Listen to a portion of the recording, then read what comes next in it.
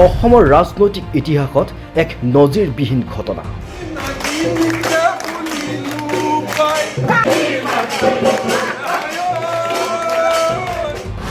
Vote গণনাৰ পূৰ্বে 100% আসন দখল বিজেপি।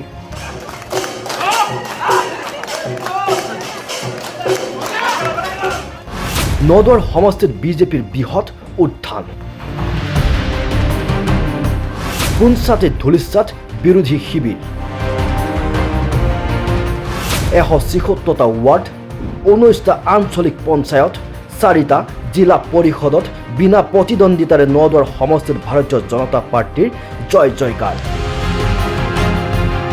এক সংবাদমেল যোগে এই কথা বিধায়ক পদ্ম হাজৰিকাই ঘোষণা কৰাৰ পিছতেই নাচি বাগি আনন্দত মতলীয়া সমষ্টিবাসী ৰাইজ। গতিকে কংগ্ৰেছ দলৰ সেইকাৰণে কেণ্ডিডেটে পোৱা নাছিলে।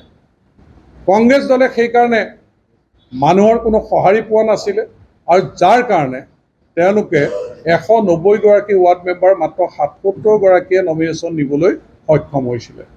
গতিকে এই যে ইতিহাস হ'ল, আচলতে নদুৱাৰ সমষ্টিত অসমতে ইতিহাস হ'ল। অসমত এনেকুৱা ক'তো হোৱা নাই, মই এতিয়ালৈকে শুনা নাই। ইতিহাস হ'ল যে জনসাধাৰণে ভাৰতীয় জনতা পাৰ্টিক এনেকৈ আঁকোৱালি লোৱা, আমাৰ দলৰ প্ৰতি আস্থা প্ৰকাশ কৰা, আনুগত্য প্ৰকাশ কৰা, এই কিজানি ৰাজনৈতিক ইতিহাসত প্ৰথম হ'ব নদুৱাৰ সমষ্টি। অসমৰ ৰাজনৈতিক ইতিহাসত এক নজিৰবিহীন ঘটনাই এতিয়া হতচকিত কৰিছে বিৰোধী পক্ষক। বৰ্তমানে অসমত পঞ্চায়ত নিৰ্বাচন অনুষ্ঠিত নোহোৱাকৈ থকা একমাত্ৰ সমষ্টিটোৱে হ'ব নদুৱা সমষ্টি।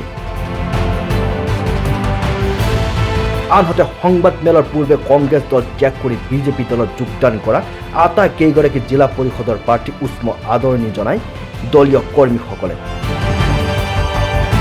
এতিয়া যে নদুৱাৰ সমষ্টিত বিজেপিৰ এই উত্থানৰ পিছতে আনন্দত আত্মহাৰা এইসকল সমষ্টিবাসী লোক। News desk report, nation any.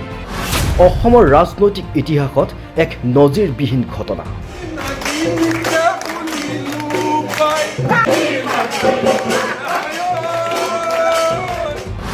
Vote গণনাৰ পূৰ্বে 100% আসন দখল বিজেপি।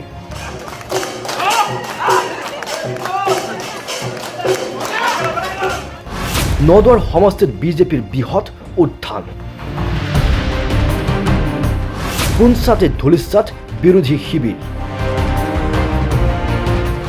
176টা ৱাৰ্ড, 19টা আঞ্চলিক পঞ্চায়ত, 4টা জিলা পৰিষদত বিনা প্ৰতিদ্বন্দ্বিতাৰে নদুৱাৰ সমষ্টিত ভাৰতীয় জনতা পাৰ্টিৰ জয় জয়কাৰ। এক সংবাদমেল যোগে এই কথা বিধায়ক পদ্ম হাজৰিকাই ঘোষণা কৰাৰ পিছতেই নাচি বাগি আনন্দত মতলীয়া সমষ্টিবাসী ৰাইজ। গতিকে কংগ্ৰেছ দলৰ সেইকাৰণে কেণ্ডিডেটে পোৱা নাছিলে। কংগ্ৰেছ দলে সেইকাৰণে মানুহৰ কোনো সঁহাৰি পোৱা নাছিলে আৰু যাৰ কাৰণে তেওঁলোকে 190গৰাকী ৱাৰ্ড মেম্বাৰ মাত্ৰ 77গৰাকীয়ে নমিনেশ্যন নিবলৈ সক্ষম হৈছিলে। গতিকে এই যে ইতিহাস হ'ল, আচলতে নদুৱাৰ সমষ্টিত অসমতে ইতিহাস হ'ল। অসমত এনেকুৱা ক'তো হোৱা নাই, মই এতিয়ালৈকে শুনা নাই। ইতিহাস হ'ল যে জনসাধাৰণে ভাৰতীয় জনতা পাৰ্টিক এনেকৈ আঁকোৱালি লোৱা, আমাৰ দলৰ প্ৰতি আস্থা প্ৰকাশ কৰা, আনুগত্য প্ৰকাশ কৰা, এই কিজানি ৰাজনৈতিক ইতিহাসত প্ৰথম হ'ব নদুৱাৰ সমষ্টি। অসমৰ ৰাজনৈতিক ইতিহাসত এক নজিৰবিহীন ঘটনাই এতিয়া হতচকিত কৰিছে বিৰোধী পক্ষক।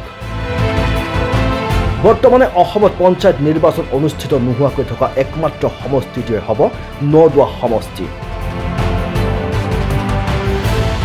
আনহাতে সংবাদমেলৰ পূৰ্বে কংগ্ৰেছ দল ত্যাগ কৰি বিজেপি দলত যোগদান কৰা আটাইকেইগৰাকী জিলা পৰিষদৰ প্ৰাৰ্থী উষ্ম আদৰণি জনাই দলীয় কৰ্মীসকলে। এতিয়া যে নদুৱাৰ সমষ্টিত বিজেপিৰ এই উত্থানৰ পিছতে আনন্দত আত্মহাৰা এইসকল সমষ্টিবাসী লোক। News desk report, nation any.